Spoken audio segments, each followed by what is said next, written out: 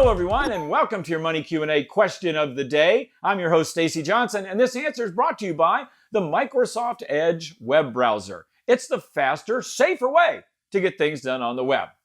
Okay, let's get to our question. It comes to us from Fern, and Fern says, what kind of legitimate work can a healthy 74-year-old female find? My brain is like a 40-year-old, yet nobody's interested in hiring me. What do you suggest?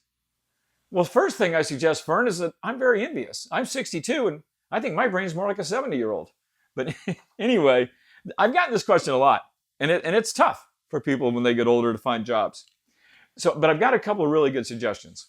First of all, go to the AARP work channel.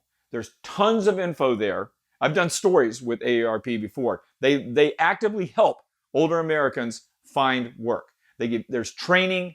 There's all kinds of good stuff there. There's resources you can read, and there actually might even be offices in your area where you can actually go in and get hands-on training. Another suggestion, CareerOneStop. This is basically what we used to call an unemployment agency. So these are available in almost every major town. Look that up. CareerOneStop, AARP Work Channel. That's aarp.org, and you'll find their work channel, okay? So I want you to look at those two resources. They're super valuable. Now, I've also done a story at a CareerOneStop specifically about how to get a job when you're older. And I got some really good advice back then. It was maybe, I did this during the financial crisis, maybe 2008, television news story. Anyway, one of the things they said that stuck with me was, instead of trying to overcome your age, use it as an advantage.